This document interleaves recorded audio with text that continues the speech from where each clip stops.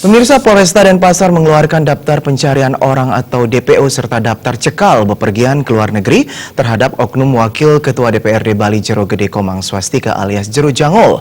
Anggota Dewan tersebut DPO atas dugaan menjadi bandar narkoba, kepemilikan narkoba serta senjata api tanpa izin.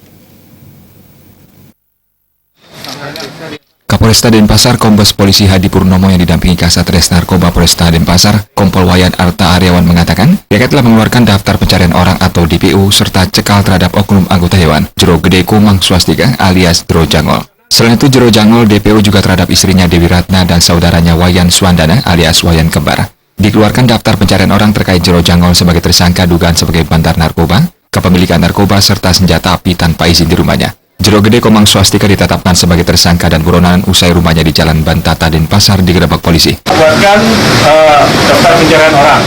Ini daftar pencarian orang. Kemudian kita juga melaksanakan pencekalan di bandara. Yang dikhawatirkan karena saya lihat informasi bahwa yang bersangkutan ini juga pernah jalan-jalan ke luar negeri. Ya, ini dikhawatirkan akan melarikan. Terkait kasus yang mencoreng nama anggota Dewan Kehormatan ini, Kapolresta meminta yang bersangkutan untuk menyerahkan diri. Bila tidak menyerahkan diri, jajaran kepolisian telah membentuk tim khusus untuk melakukan pengejaran dan menangkap tersangka.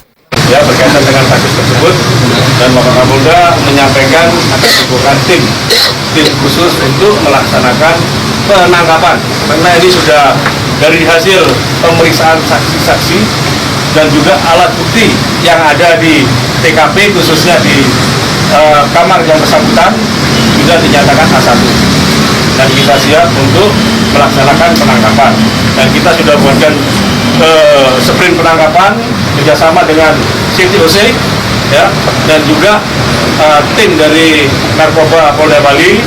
Saat ini polisi masih melacak keberadaan tersangka Jero Gede Komang Swastika yang diketahui sejak lama rumahnya digunakan sebagai sarang narkoba.